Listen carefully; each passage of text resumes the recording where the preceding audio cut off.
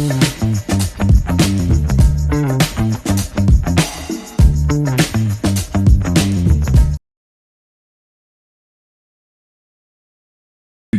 and wonderful people who started a group called Young, Bold, and Bagged.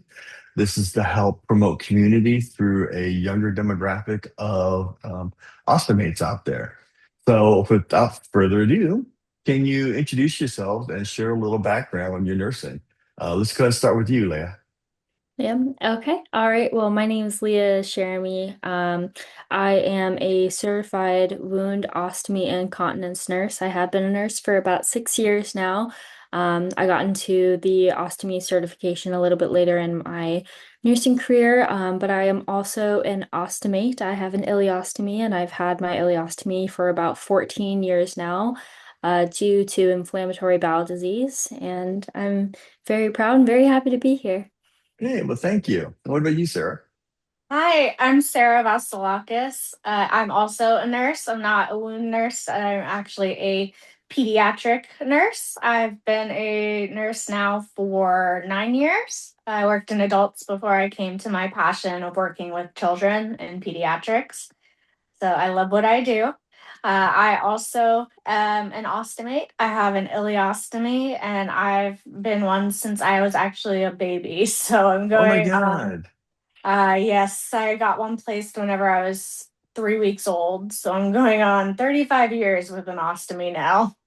Oh my God, good for you. I just saw a video today. The other day, I was scrolling through, I think it was Instagram or TikTok or something, and I saw, like, I swear the baby could only been 3 or 4 weeks old max, and it had an ostomy, and they were putting a bag on it, and I just felt horrible. I was like, oh my God, that poor little thing. But then again, that's what brings us to today, right? And I've When, never known different. yeah, So it's all I grew up with. So to me, it's yeah. normal. Well, good. Well, I, for one, am glad you're still here. So that's a good thing. Thank you. And I'm thrilled to be here as well tonight. So thank you for having us. Yeah, you're welcome. Hey, so do you think the type of nursing you did or you do, has that shaped the way you support other ostomates? Yeah. Go ahead So and just begin. Yeah.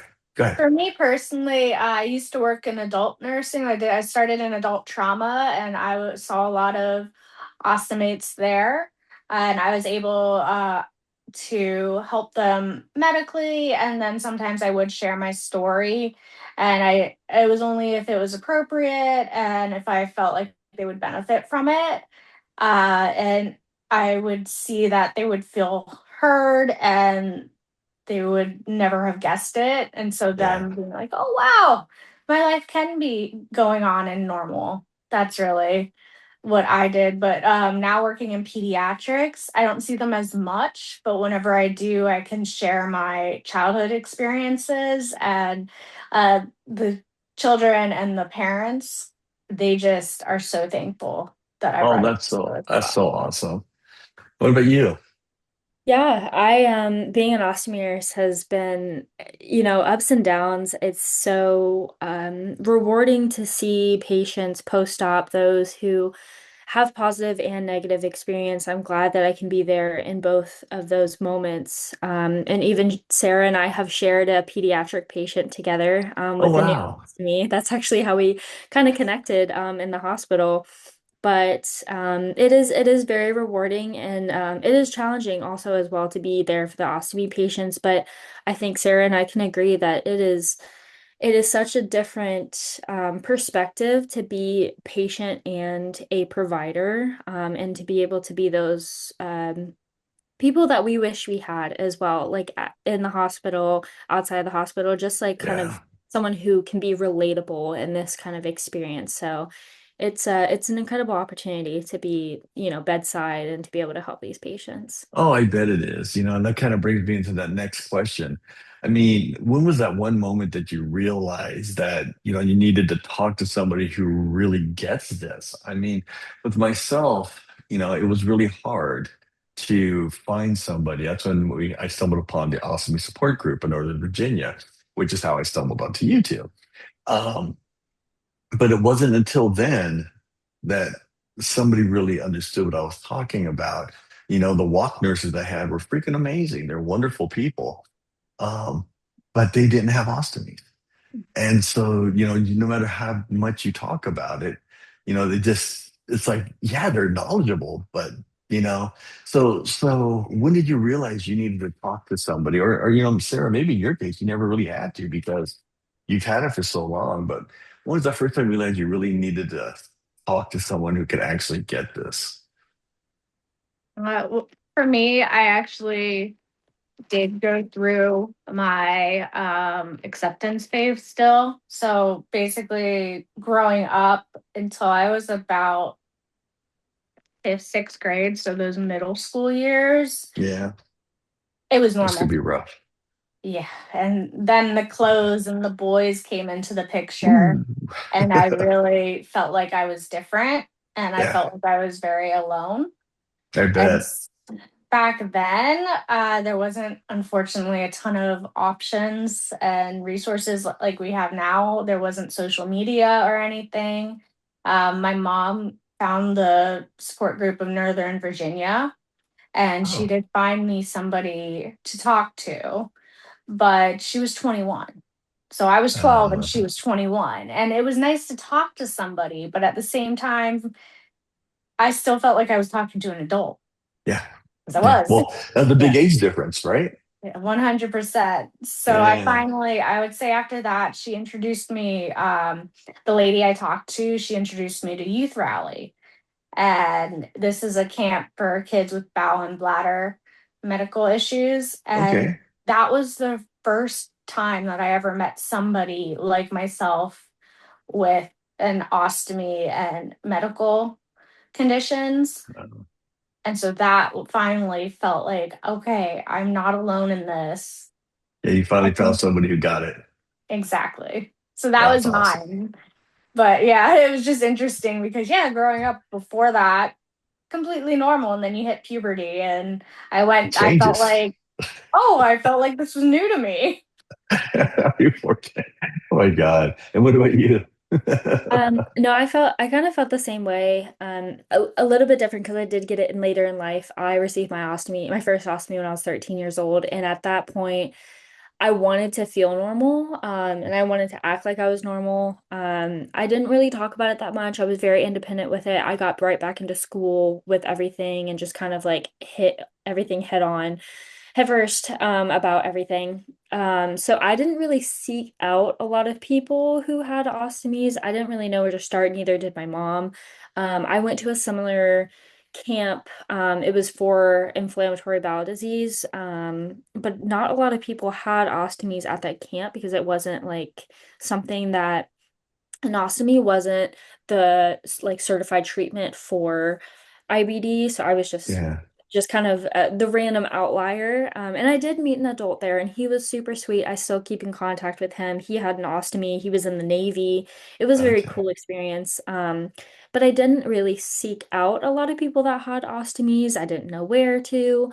But I'm finding it now a lot in my adult life that I really want to find people that relate to my experience. Even though I've had it for so long, it's so comforting to find other people that have the same, not even condition, but just the same experiences. Having an intestine outside your body is insane in the It's normal insane. world of things.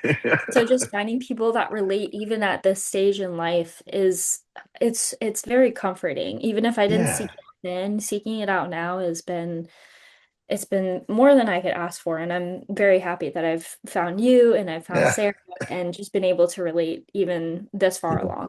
Yeah, we're out there. It's finding your tribe. Yeah. And when you find your tribe and you can have conversations and you realize that, okay, I don't need to change the verbiage. I can Hmm. just kind of talk what I have to talk. And that other person just gets it, you know? Yeah. And that leads me into that question. So what made you decide to help or lead the support group specifically for younger ostomates, younger adult ostomates? What brought this on? What drove you to this? I think, and Sarah, you can chime in.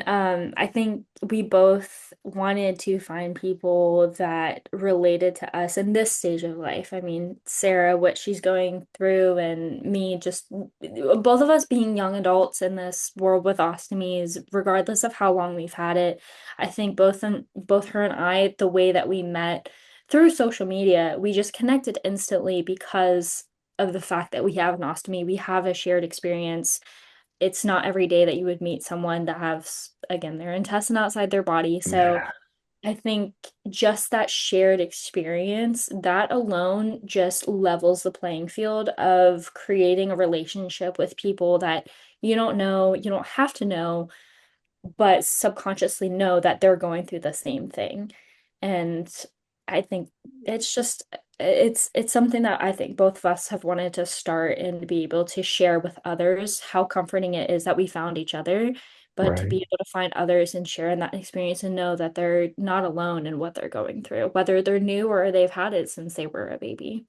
Yeah, no, that's great. Sorry, do you need to add to that? Yeah, so basically what she said, but I would also add I've been trying for since I've had my ileostomy for a while now. I've been trying for honestly probably since college, so over a decade, just to get something local started where we Yeah, could meet others who had the same similar diagnosis, ostomies, had them in the past, and it just never worked out. And sometimes it's honestly nice that yes, we both have accepted our ostomies already and we're going on with our lives, but sometimes I just want to talk about it to somebody that gets it.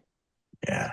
I know this with mine. I mean, you guys have had yours much longer than mine, and both of yours came out of need and maybe necessity. But mine came, I came from cancer, so mine was totally different. But that's the one thing I understand is that when you're part of the groups, you know, you have the bond and the connections, and you're all are sharing similar stories. Or sometimes it's you don't even have to be an ostomy, you can be the spouse of or the friend of or something like that, and you're joining these groups because you just want to know more. You want to be able to bring more on. So, why is it important to have a support group specifically for people with it like 40 and under, or what's your app on this?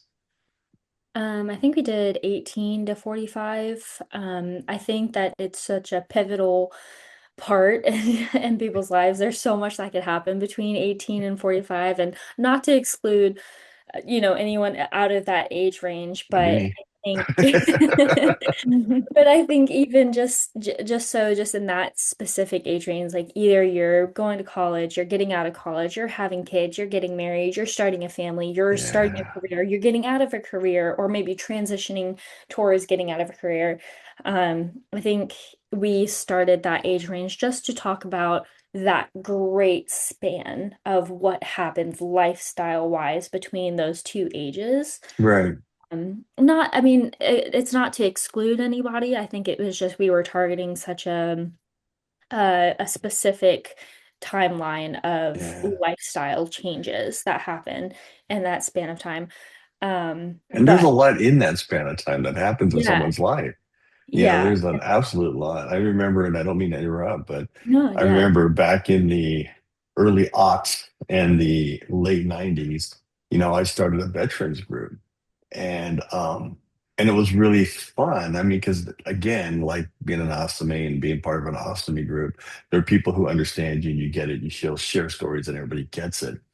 And even though I loved the older people that were there, the elders, it was still this like kind of disconnect. They were kind of like mom and dad is at the club, Yeah. and you want to be able to be, your age group, and share the commonalities like you're talking about. Your career is growing, right? You want Mhm. to talk about career and how your ostomate's affecting it. You having a baby, Sarah. How does your ostomy affect you? Stuff like that. These are things that age group really shares. You want to add to any of this, Sarah? Yeah, I feel like one thing I've consistently said throughout my entire life is I felt like a guinea pig to my own life. Yeah. Hmm. So through the different stages, it was okay, we're going to high school with an ostomy, we're going to college. What's it going to be like going for a career and working full No, time? I mean, it's doctors can tell you, okay, you can do whatever you want, but we still have questions like, okay, but day to day, like, Yeah, how's my what's that hydration going to be? Yeah, all these exactly? yeah. different questions that there's no studies on. Yeah. Oh, Yeah. exactly. And you know what's funny is I've been doing a lot of research. I run the StomaDad journal and I try to bring things into that and trying to make it not medical, just kind of everyday language, everyday kind of talk. And yeah, I'm going to say the word farting is something we do. And there's Yeah, no it's real. controlling it and Yes. nothing you can do about it. It's Yeah. just happens. And it always wants to happen at the most inopportune time, you know? Yeah. Yep. Can't So control it. you can't even feel it going, you know? I mean, it's like I remember before the surgery, I'm like, oh, I could step out really quick, right? I could feel something coming on, right? You can't even feel these damn things. Mm-mm. They just kind of pop out of nowhere, as Whoopi Goldberg put it, little air biscuits, just kind of fill the room. Like, I what the like to say hell? there's no social conscience when it comes with an That's a ostomy. better way of doing that. Okay. But Yeah. there are these different things that we're all going through. And when you are new with an ostomy, you're right. There's a lot of people that just don't know about these things. And a lot of things people just don't talk about. I had a conversation the other night with a group of people, being of the older crowd, my generation, we didn't have the book Everybody Goes Poop. We didn't have these books. We weren't allowed to talk about those things. So Yeah. being able to talk about, especially now, is something. So, like when a younger person gets an ostomy, what are some of the fears they may not say out loud? What do you think that they're internalizing? Anybody? I think that there is a lot of like, what will other people think? I think that's a huge, huge thing, is self-image and how will other people perceive me with an ostomy. I know that I Yeah. have a lot of self-image issues, even going throughout high school. As much as I faced it head on, there was still that like fear in the back of my head being like, well, what if my ostomy shows? What if someone smells me? Like someone, like if I'm emptying in the bathroom. God. And I think you do face a lot of those fears just going through it and you just kind of accept like it is what it is. But I think a lot of self-image, a lot of like what ifs. I know I'm a very what if person. I Yeah, can't, but yeah, I am. And I think a lot of that comes from having an ostomy so young and then going through these life stages. You never know what the future is going to hold, especially with how your ostomy is going to react. So it's a lot of yeah. what ifs and a lot of like self-perception. Yeah. What do you think, Sarah? I would say that definitely a lot of the what ifs. And then for the younger kids, why is this happening to me? And if Yeah. you think about it, being a pediatric nurse, obviously I see a ton of stages of development. And Right. somebody that is 5 years old that's getting an ostomy versus a 15-year old that's going to be vastly different. And a 5 year old, you have to explain it to them because they don't feel like their body is theirs, Yeah. and they could actually think like, well, what did I do, why am I in trouble, type of thing, where Oh, the yeah. might think this is the end of the world. Yeah. Well, I think of that every day. So, Yeah. Why we is still get up. We still get that? up and we still keep going on. Yes, we But, do. I can just imagine looking at this through the eyes of a 5-year-old. Just recently I was at Disney World and I was having just a great, I felt like I was a little kid again. I was having so much fun. And I was watching all these little kids running around and just the glow in their eyes. I remember when I was a kid and into these parks and just like that magical sense. And then, having the ostomy, having the bag. I know with myself, it was a warm, humid day. I was getting uncomfortable. And I could just imagine these kids and, fighting it like they always do, because they want to go see Mickey or they want to go get on this ride. So, well, let's go back to those younger ostomates again. Do you think they avoid some of these groups because they feel out of place? Oh, 100%. I feel Yeah. like that's been my issue of why I haven't been able to find someone to help me start something for the younger population is because a lot of people don't want, a lot of younger people don't want others to know that they have an ostomy.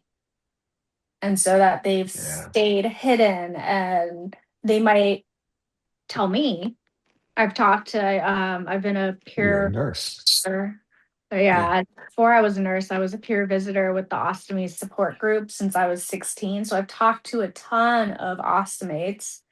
And whenever I've asked them, like, oh, well, are you going to tell your friend? Like, just broaching Right. the subject very delicately, a lot of them would say no. Yeah. And that was a huge, Yeah. they want to keep it personal and private, but they still are seeking out the support. Yeah. Yeah. Yeah, I think That's it's a lot of hard. like I mean, again, when I was 13, I didn't want anyone to know. I didn't really want to talk about it. I didn't want it to be a thing. And that's okay. I think that that's their own prerogative that they want to keep it a secret. But I think even now it's just someone to tell you that it's okay to talk about it and it's okay to talk about what it does, what it is, how you would function in normal society with it. Yeah. I think it goes both ways. Like people can be very private with it, but I think they also should know that it's not something that they should be afraid of to talk about, and they should not be embarrassed about something that is a medical device, like something that Yeah. they need to help with their life.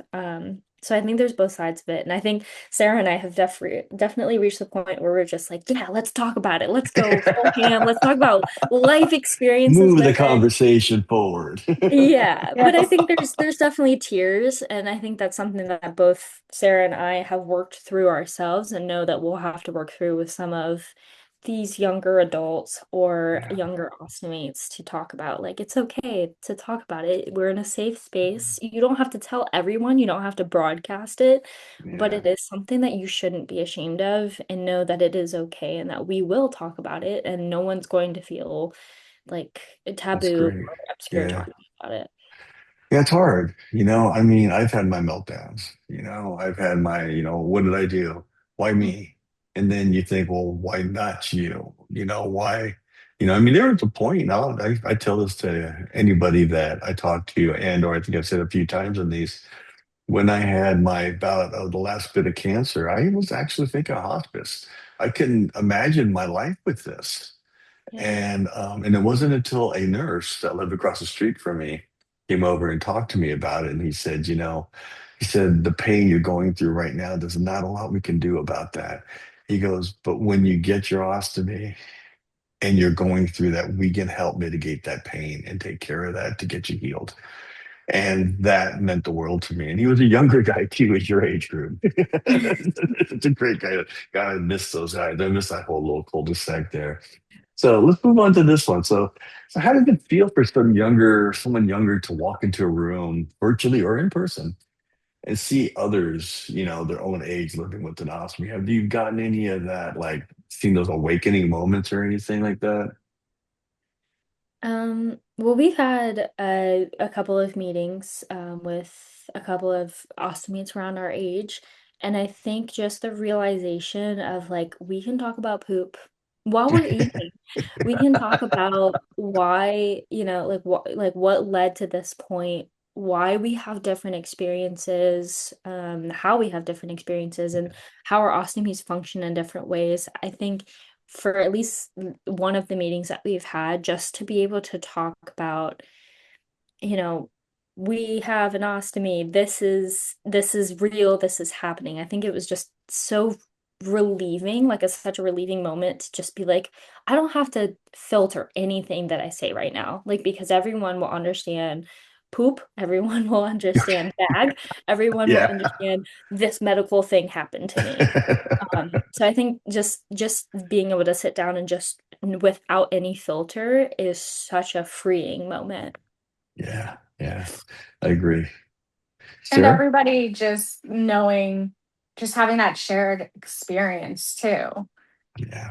is Yeah. I would, very. Oprah used to call it that aha moment, when you get to really figure something out and I think you guys provide this calming place where, People don't have to be ashamed about what they're talking about, you know, and they can just, be who they are and communicate the way they communicate in order to get what they need out of the group.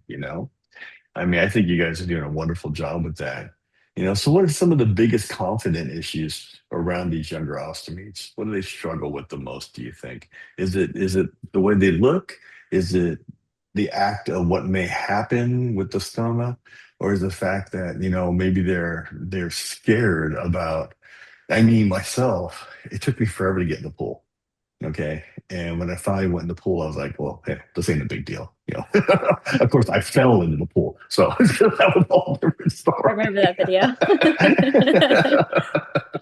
And that was not planned. It was literally throw But you off into the deep end and sink or swim. exactly. And I met people online that are firefighters. I met people online who are roller derby girls. I met people online that are doing all different kinds of things. But what's that big confidence issue that you think they're struggling with the most? I feel Uh, like body issue is a huge Oh, one for our age group. I actually have a funny story. So whenever I was in nursing school, I was very open about my ostomy. But for some reason, somebody had the nerve to ask me if I was speaking having an ostomy. oh, I well, went that's to the why would somebody do that? Yeah. I went to the beach. This was still in the days where, for the majority of the time, I would wear swimsuits that were higher waist so you couldn't see Mhm. my ostomy. And they saw a picture of me on social media and they were like, well, you have a normal body. It doesn't look like you have an ostomy. And so it's everybody has this stigma that you have to be older in population and not have a normal looking body. Isn't that yeah. crazy? That's so nuts. Just people's call it unconscious bias, Mhm. where people just feel that, yeah, if you're old, you're going to get cancer, you're going to get it, and, you're going to have the bag and you're going to be, whatever. But there's so many people that are younger. Have you run into anybody like that, Leah?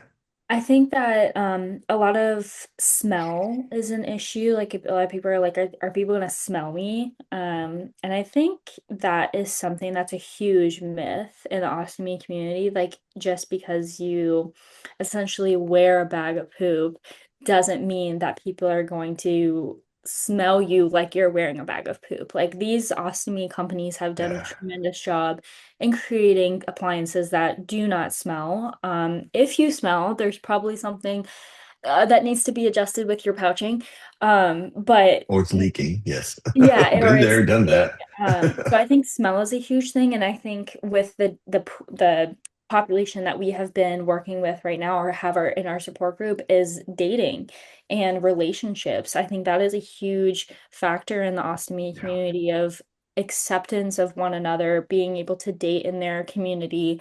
Is someone going to accept me with an ostomy? How are they going to look at this person in intimacy, just on going on dates, general stuff like that. We have a couple members in our group that either have a partner or are seeking a partner, and that is a very big topic among women in general, but Yeah, I bet. even among younger men and older men, like everyone and essentially just wants to find someone their partner in life, and I think that that is a factor into the self-image and the even the odor thing, something like a big hump that people fear when No. thinking about Yeah. ostomy.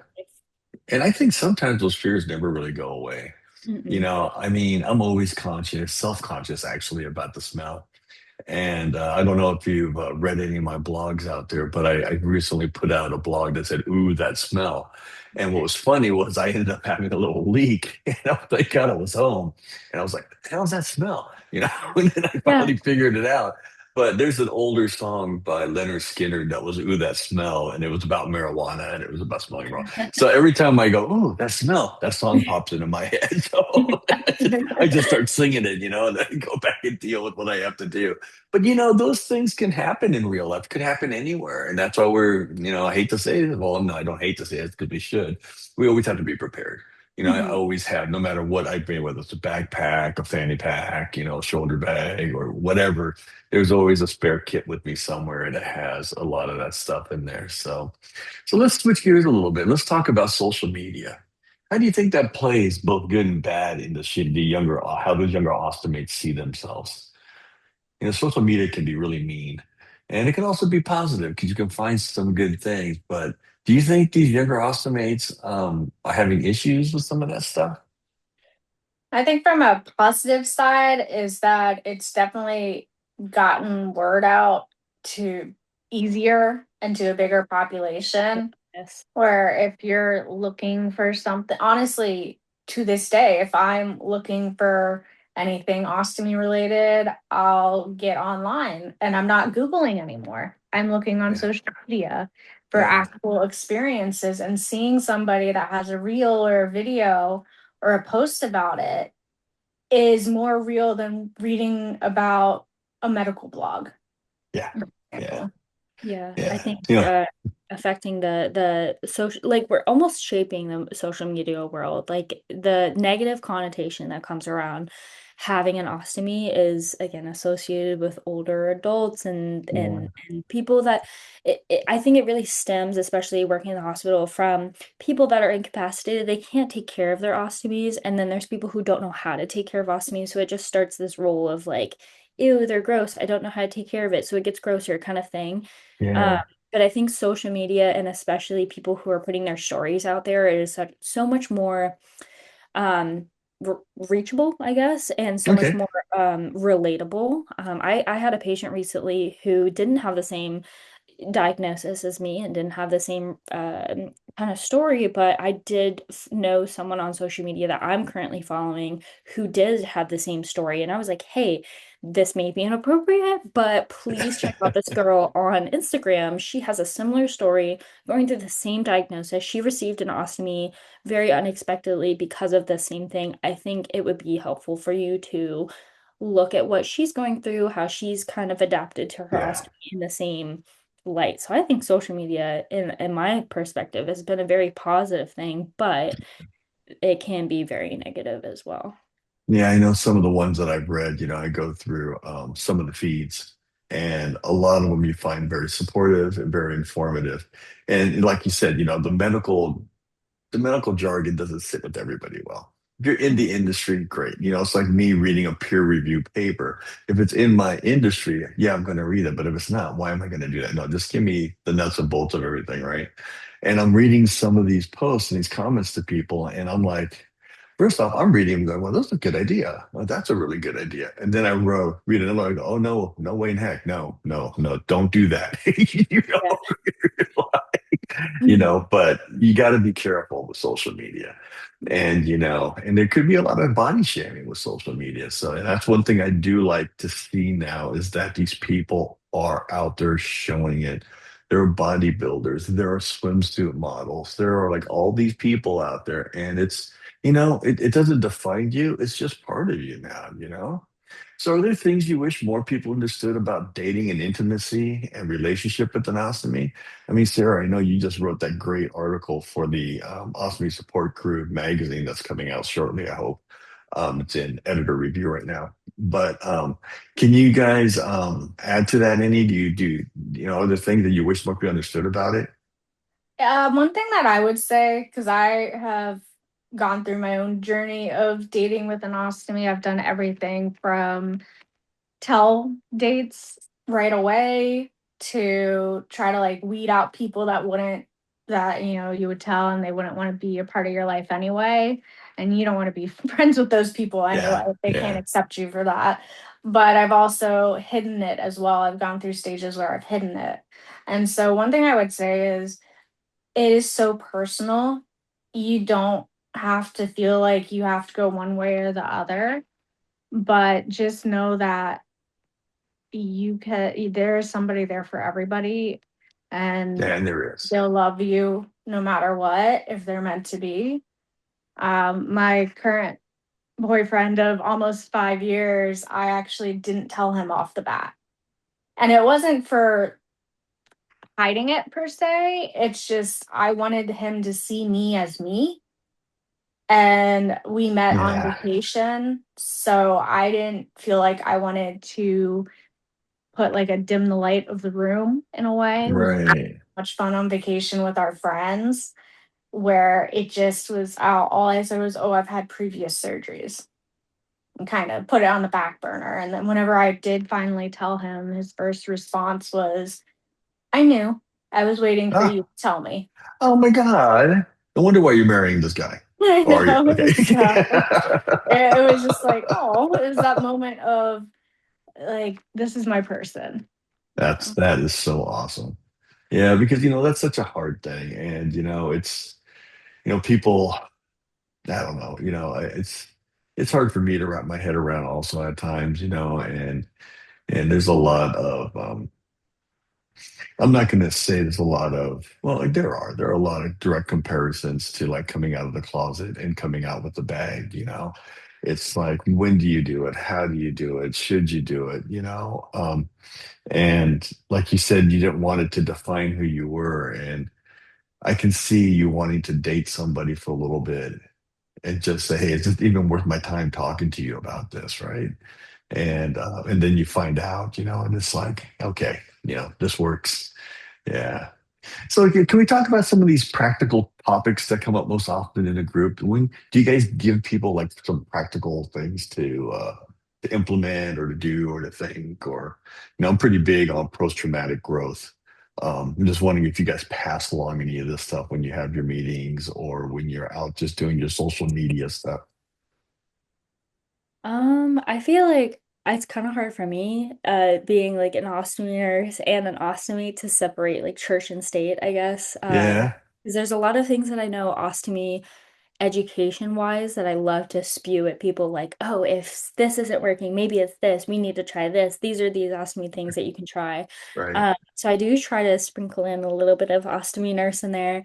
But as far as like practical things, I think it just comes from a lot of like life experience. Like, hey, like this didn't work out for me. Maybe don't do that. Or if you want to try this because it didn't work out for me, maybe it'll work out for you kind of thing.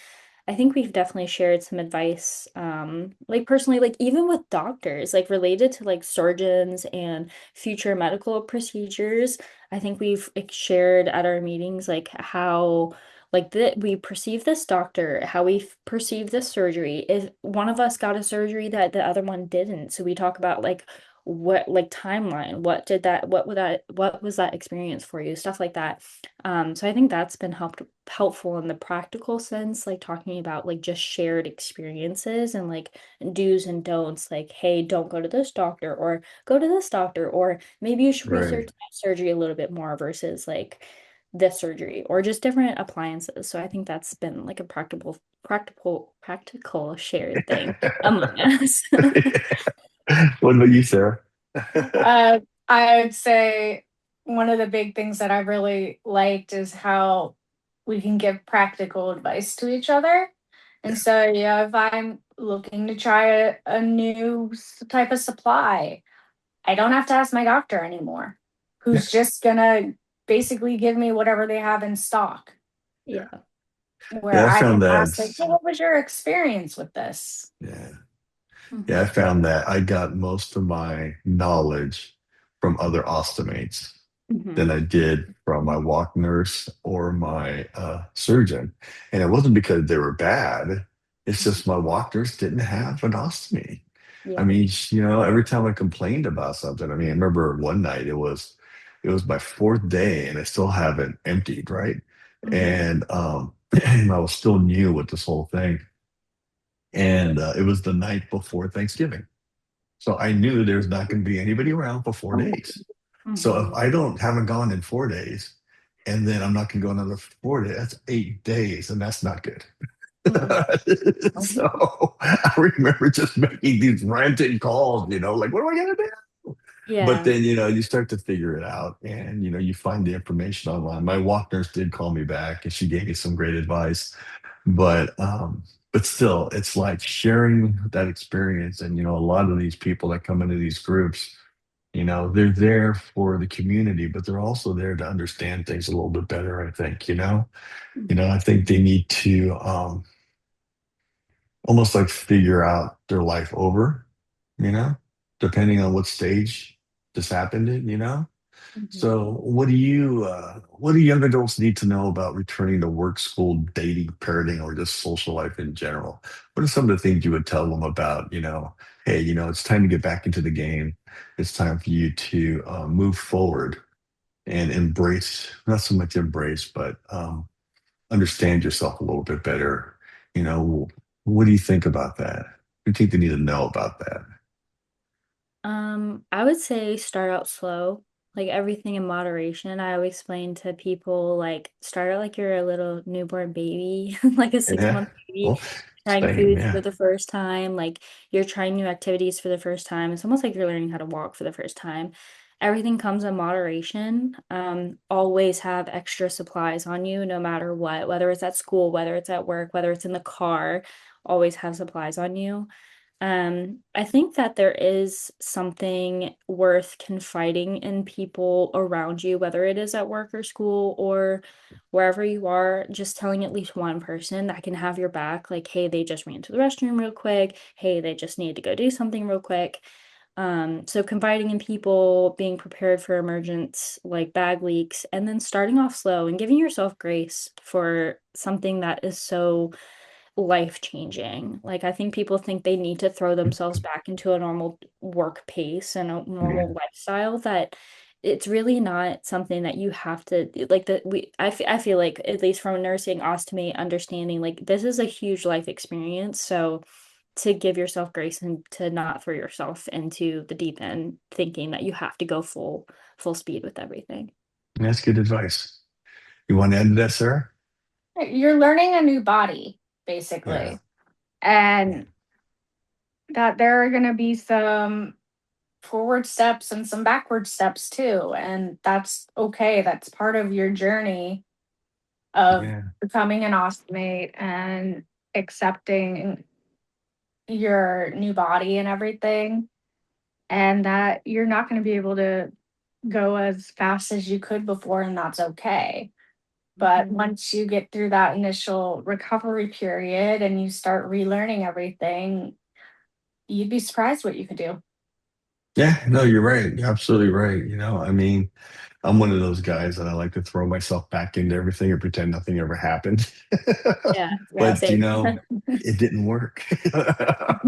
There's still things I haven't done yet that I did all the time before, and it's the little goals that I'm setting for myself, I try to just push myself just a little bit more and a little bit more, I'm a foodie. I love food, hence I'm getting bigger. But I love, love, love food. And I'm really upset because a lot of the foods I used to really enjoy just don't feel the same anymore.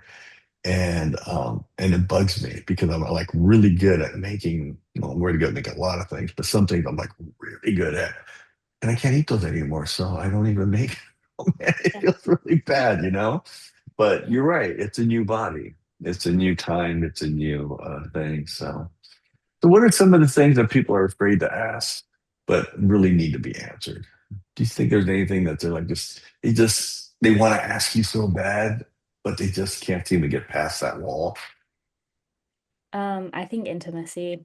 I think that's a huge thing that no one talks about in daily life. I think that is something even young adult, teenage, hopefully not, like Yeah. later in the appropriate lifestyle. Yeah. Intimacy is a huge thing. I even had questions about that. Like no one taught me how to be accepting of a different like relationship kind of thing. Yeah. Yeah. But I think also again like the farting in public kind of thing, that too. Like Yeah. people are like, well, what should I do? Like how do like I don't fart, of course I not. know, What of should I do if I course. do?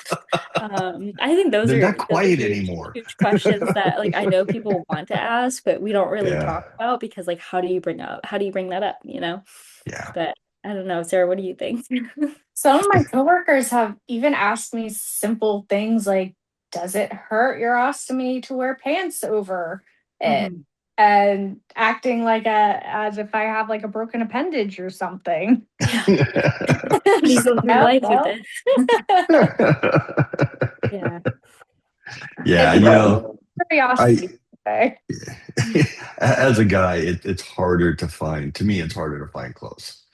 And Hmm. especially if you're not truly fit. I mean, you get these guys that are really cut and all that stuff, and yeah, their clothes will fit a little bit better. But when you're starting to carry a little extra weight and you're trying to wear clothes, we don't have empire waisted clothes. Our clothes go below the navel, so sometimes it goes like right where the bag is, and you gotta go either up or down, and there's no in between. Yeah. Or you want to go to work and you want to tuck in your shirt and be professional, but instead you leave it untucked because it's more comfortable and it helps cover. And a belt. A Um, lot of people have questions about like a belt. Where does the belt lie? yeah, Yeah. exactly. Me. And Yeah. and for everybody, it's going to be different. I mean, there's going to be different, and there's stuff I used to love to wear that I just can't anymore. Yeah. I mean, I can, but I just won't because it's just not going Yeah. to look the same anymore. So, but yeah, there's a lot of that intimacy. I mean, sex is hard to talk about in itself.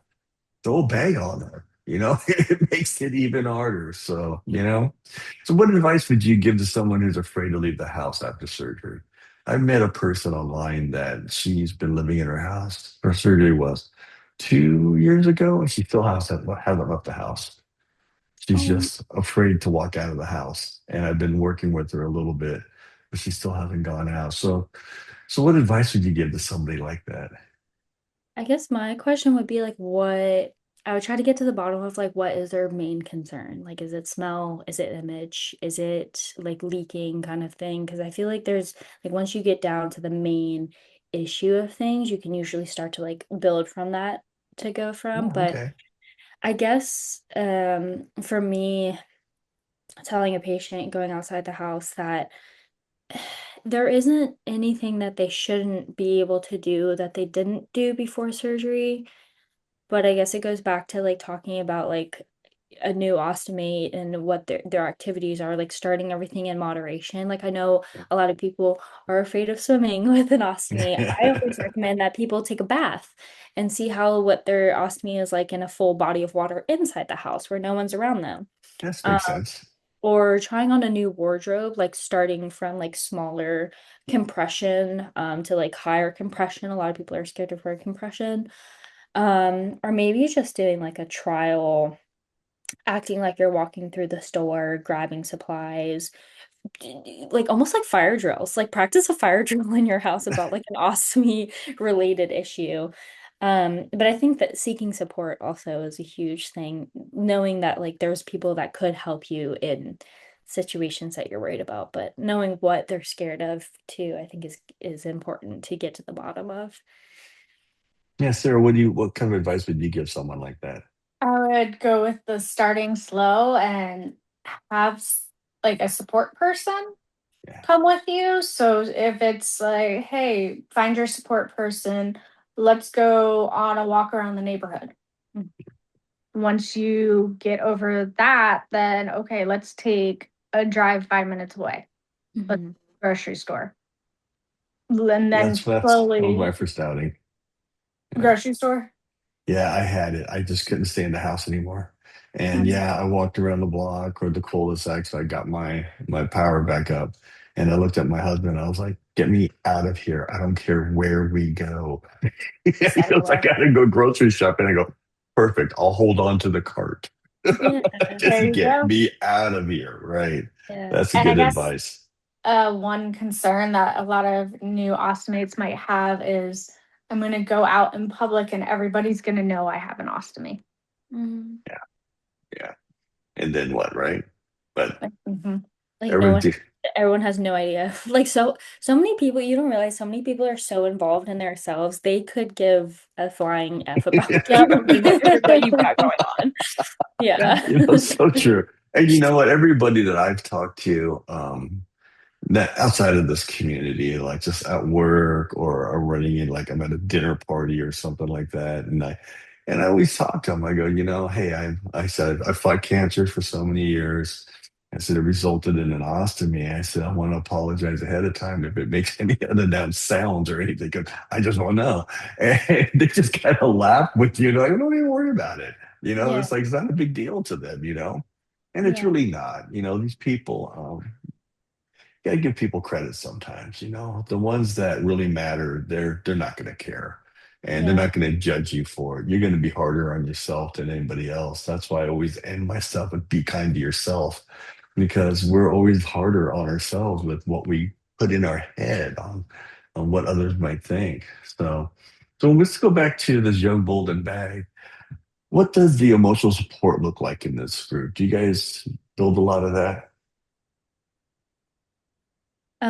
yeah, no, I think right now we have a smaller group Mm. of women that are around our age, but we hope to grow that to men and women around our age, and through that lifespan and age range. Yeah, But I think even just from the meetings that we've had, regardless of our age, and really regardless of our gender, we've been able to relate on so many levels of just going back to what I was talking to you before, like just being able to talk about stuff that I think other people would think would be nasty to talk about, just to freely, like without filter, talk about that kind of stuff. Like again, someone talked about like fertility or pelvic floor issues, and just being yeah. able to just throw up on all of us. We're like, yes, tell us what you've been going through, because odds are we've gone through it too. And it's so helpful to hear someone else being like, yes, like you get it, you understand. That's what I went through. That's what I'm going through. Or, hey, that may be something I may be facing in the future. It's great to have a resource to talk to someone about that. And then even I've learned so much from Sarah, just us building this support group, just through her lifestyle and my lifestyle, shared experiences. But Yeah, yeah, yeah, yeah. yeah, no, it's been good emotionally, if it's psychologically, physically. Yeah.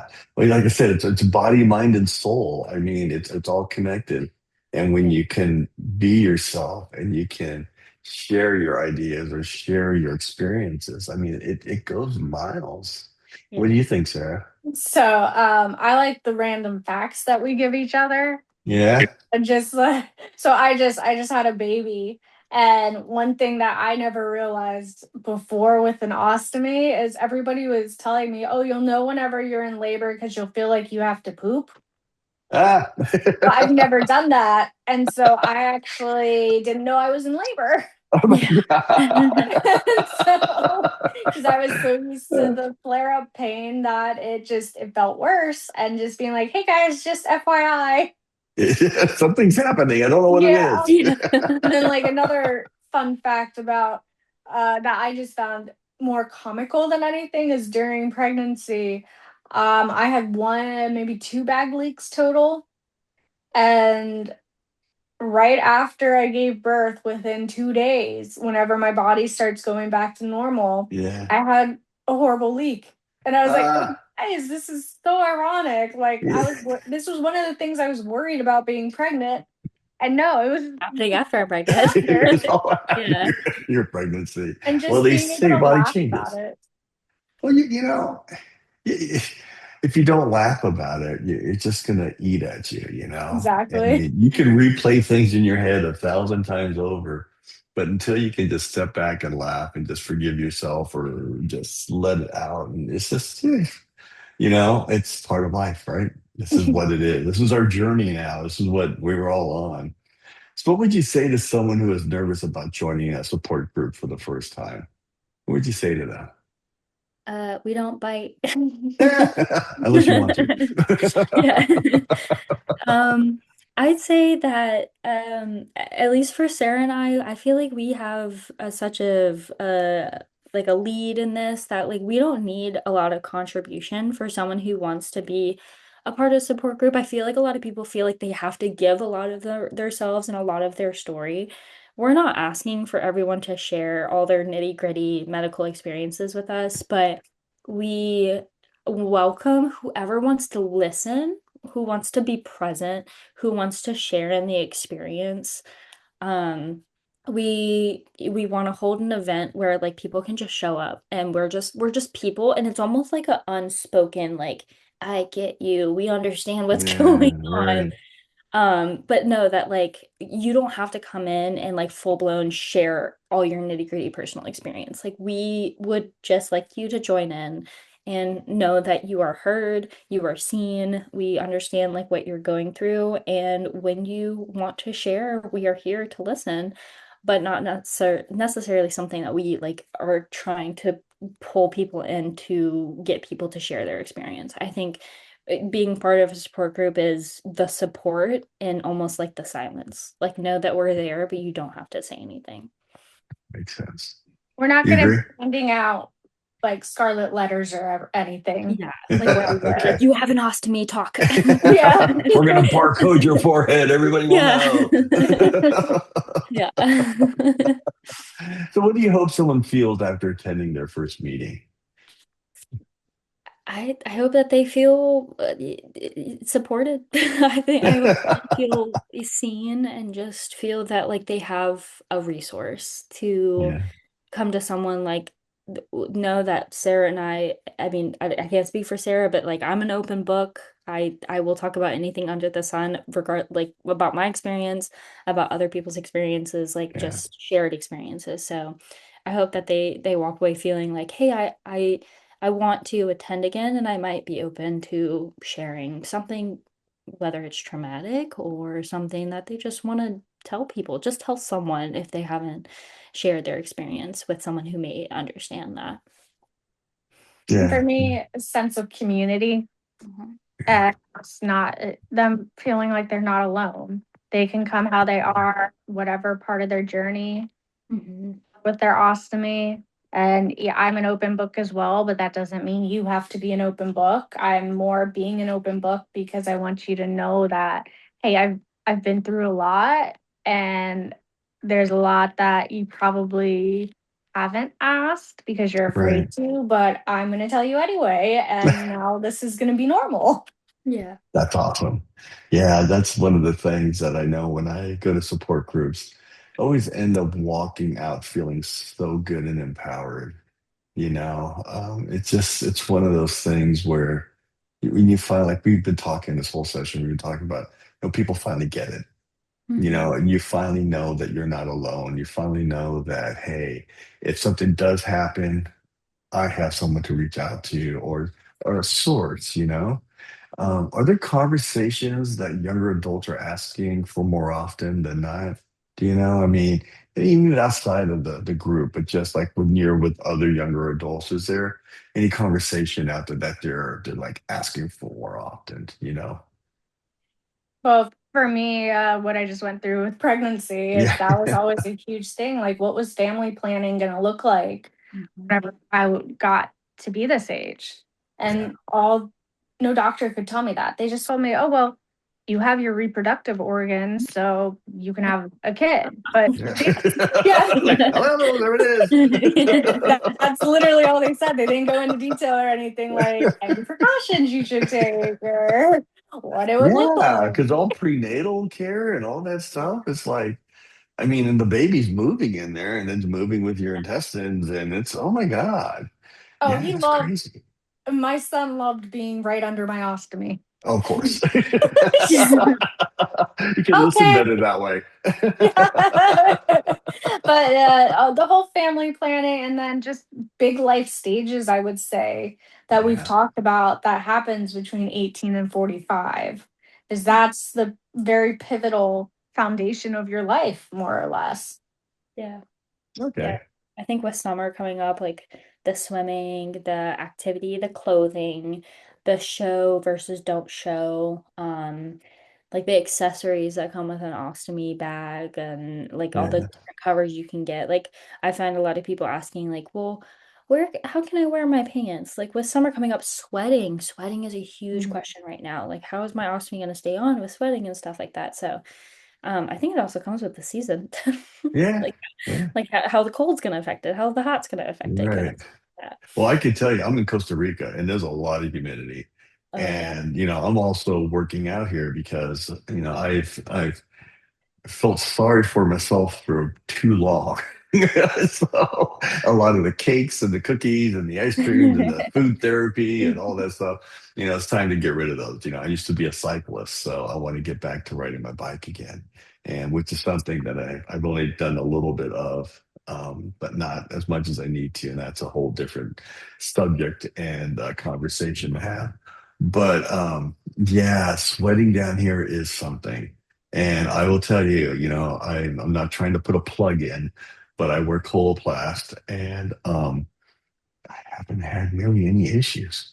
Yeah. But I wear a stealth belt also when either swimming or like out for the day or going someplace, so I can smooth out the band, right? Yeah. And I mean, I've had some leaks, but nothing more major than anything else. So yeah, yeah, the weather definitely affects everything. Yeah. So Mhm. I know some people talk about like cold with the yeah. ostomy appliances not sticking well, but I will say that most appliances do react well to heat. So heat is actually a better factor than the cold. But I mean, I'm at my parents. I've been swimming pretty much every single day. I've only really had to change my appliance once out of all the Ah, swimming days that I've had. okay. And there are different appliances and different like accessories that you can use to help with the adhesion, but these bags, I mean, years of working on the Yeah. ostomy appliances, they've done a really great job, Oh regardless of the yeah. company or not. They've done really good. Yeah. I like I said, I'm my first time ever having to use them, right? But I have really no complaints. The only reason why I didn't go with one brand is because they shipped with a carrier I didn't like. Mm. So I mean, Yeah. like it's been working good. So what would make the support group successful in your eyes? You got young, bold, and bad going, and you're just like, what's going to make that success to you? Is it the group size? Is it that one connection that you finally get to have? Or is it growth? I mean, what makes it successful to you? I would say the group size would be definitely one thing that would make it successful for us keeping our momentum going like we are right now. We have a really good group of women, but we also want men and Yeah, some different ages. Just because we're all the same age, one thing we realized is we're in different life stages. Mhm. And it's just nice getting that variety of, okay, this is what this looks like. This is what that looks like. right. And just keep the momentum going. And I would hate to see it fizzle out. Oh, I won't. We won't let that happen. Good, good.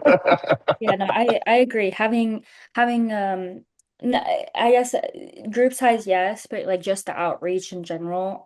We are localized right now, and we probably will stay localized, but even just having that outreach to my goal, and I'm sure Sarah and I share the same goal of that. My goal is to have someone who has a new ostomy and they look online and they don't see a bad connotation around it. They don't just hear colostomy bag and they think, "Ugh, gross, my life is over." I think that just knowing that there are so many people out there that you would have no idea that they have an ostomy and just realizing like, oh, like this doesn't have to be a gross thing. This doesn't have to be what everyone's making it out to be. Like, I have an ostomy and that's it. You can either Yeah. make it your whole personality or you can make it not a big deal and just kind of go on, but know that you have a shared experience. So I think just the outreach in general, whether that's group size or just reaching people who don't even want to be a part of the support, but just know that we're here and we see you and that you really don't have to think that this is something that's going to be a detriment to your life. I think that would be just, I mean, how Sarah and I see our patients every day. Like one touching one life makes a difference. So And I it think does. having that outreach in general would be really great for us to make it big or whatever. That'd be great. So, what would you like to see from the broader ostomy community to help this group grow? Hmm. I guess just more attention in a way. Like I guess Just I attended the UOAA conference last year, and there wasn't a lot of people my age, and the people who were my age, we we stuck together like magnets. We found each other and we stuck Right. together, and we just realized like, oh, this is all we have. There were a lot of older adults, and God bless them. I love Yeah. that there was such a great turnout, but there was something missing in the young Ostomate community that I feel like maybe that's by choice, maybe that's by circumstance, I don't know. But the people who we did find, it was like, wow, we need something bigger than this. Like we need more attention to this group, whether people, I guess, want it or not, but just know that like we are out there. We're coming out of the Right. darkness. We are here. And it's again not something that you have to be scared of. So in that respect, like I didn't see a lot of young ostomates there, but I think in the ostomy community, if we do draw attention, then maybe more people would seek us out, maybe more people would come out, something like that. So maybe more conversation around the younger people with the Yeah. broader group to kind of help bring them out. And yeah, one of the things with being an older ostomate, it's kind of hard to bring the younger people out. You Yeah. know, the younger people need to see themselves and understand that they are part of this, right? Yeah. And when they don't see themselves, it doesn't do anybody any good because, like you said, there's so many things that can be happening. And with colorectal cancer starting at a younger age now and stuff like this, the my wish is that nobody, like ostomies, would stop now and everybody would be perfect from here out, right? But we know that's not going to happen. Yeah. And we need support groups like this. Sarah, do you want to add to that? Would you like to see the ostomy group do to help grow this? I would. I feel like if it grew more, then more people would come out. I That's why I kind of stayed hidden off and on in the last decade is I knew about the Ostomy Support Group of Northern Virginia. Love what they do. They're amazing. Yeah. But I don't want to talk about retirement. I don't want to talk about going to rehab after Oh, man, surgery. we don't want to Like talk about tapioca pudding and the new wonderful recipe that no, was passed down, or how you clean your teeth. You don't want to talk about that stuff? no, I'm not there yet. Okay. But knowing like I guess it was like I didn't feel like I belonged to them. No, So I I get want it. to feel like I belong Yeah. somewhere. And Yeah, it's or even hard. even Go ahead. bridging the group. I mean, Ray, just meeting with you tonight, I feel like this has been a great collaboration. But I Yeah. feel like no one has made that like connection between older adult and younger adult. Like I think it's like very Yeah. like this is the It's, two groups. So yeah. even with that lifespan, I think it in a way like if we have a large group here and we have a large group here, like eventually we'll be able to meld and there will be a continuum across that Yeah. timeline kind of thing. I can tell you there's a lot of conversation with the group on how to get younger people more involved. And that's with any nonprofit group out there. It's always a hard thing to do to bring somebody up into the ranks and want them to take on new projects and stuff like that. So it's not just this group or any other group, but thankfully we have you two involved to the point where people can see themselves. And the conversation has to come down from retirement planning to career planning to family planning to what do I do when my son goes to his first baseball game and I have to go run off and change a bag, things Yeah. like that. Or I was watching this one guy, younger guy, I think he was in his maybe early 30s, maybe, and he was out for a jog and he's a marathoner and he had to do a bag change in the middle of his run. So he sat there and even though I'm okay kind of with it, I don't really like seeing things come out of the bag. I just never have. I know what happens. I know everybody's doing it. It's okay. But when it's on video and I'm watching it, I'm like, no, I don't need to see that part. Yeah. But Yeah. here he is, and he's doing the whole change right there. And I'm like, how awesome is this? Because there's going to be some other younger guys training for a marathon that has to go through this, and then all of a sudden it's going to be like, I can't do this anymore. Well, yes, you can. You Yeah. can. So what is the one myth about younger adults with ostomies that you would love to correct? Hmm. Hmm. I Or think it's is just there one? I think it's just ostomies in general. Like I feel like there is so much like you're like pe I feel like the base myth is like people are gonna know. People do not know. Like people do not give as much of a crap as you think that they do.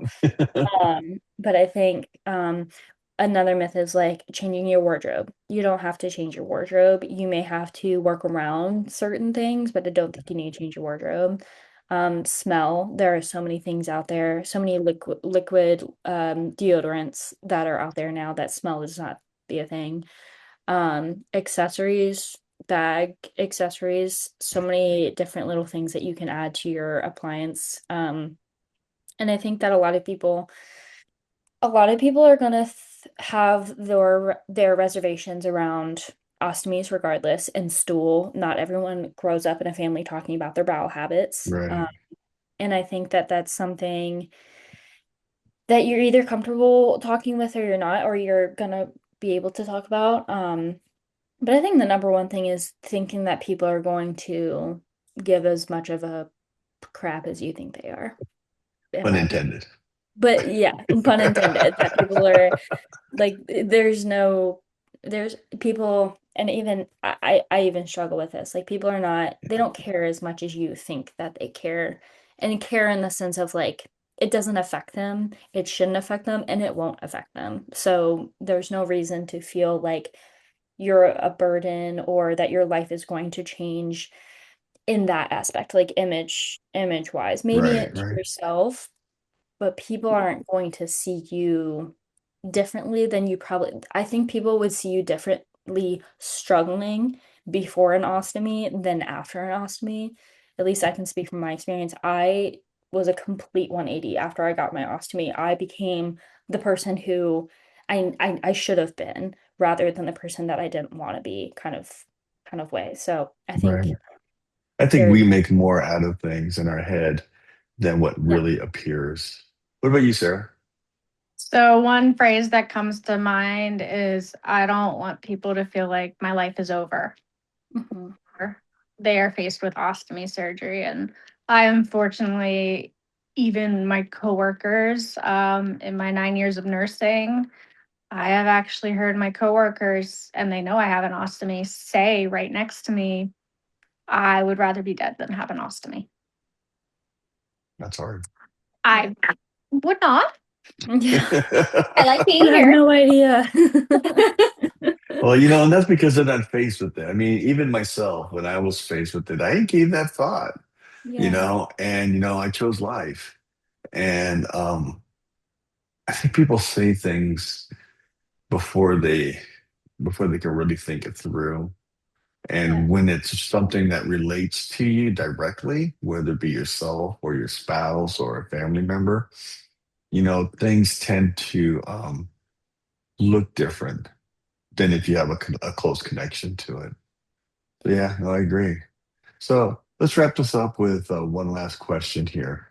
So for that young adult sitting at home right now, scared, embarrassed, wondering if life will ever feel normal again, what do you want to say directly to them? I would like to say you are not alone. And Yeah, this is a journey that you're on. And the spot you're at now will not be where you're at a week, 2 weeks, 2 months, 2 years from now.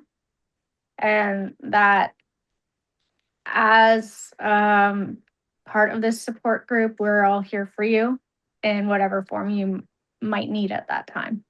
yeah, sweet. Yeah. Along those lines, I would say the same thing. Take every day step by step. There will be a strength that will overcome, and your life shouldn't have to change in a huge way after having an ostomy. Um, there will be times when you feel like you need to reserve yourself, and that's okay if you feel a certain way about it, but know that there are resources out there and it is not the end of the world. And there are so many things that you will be able to do, accessorize, Yeah. and work around with having an ostomy. And there will be always at least one person. Well, you have three people here that will Yeah. accept you and will talk about it with you, and you can always share your experience. Yes. With. Well said. Well said, both of you. Thank you very much. So let's do the last plug here. How do people get involved with Young, Bold, and Bagged? Well, you can follow us on social media. We do have an Instagram. We do have an email account now, so you can email separately if you don't want to be public. We are stationed in the Northern Virginia area. We do, at least I do, Sarah, both we have a social media outreach that we talk to people all over the nation, all over the world, honestly.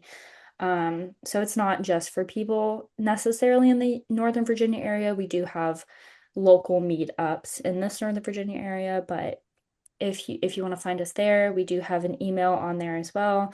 You can go through StomaDad as well, and and the Ostomy Support Group of Northern Virginia, the Facebook page. There's many ways to contact us, and just reach out. We welcome anybody. It really doesn't even have to be the 18 to 45, but if you wanted to Okay. reach out, we are And I'll here make for sure to put the email address in the caption on the bottom of this thing when it's posted. Sarah, do you have any closing comments for us? Um, that's about it. Just please, we want engagement. So Yeah, yeah, nothing is off topic for us. So we're here for you however you need us, and don't be afraid to reach out however you feel comfortable. fantastic. Well, hey, I really want to thank you both for joining me tonight.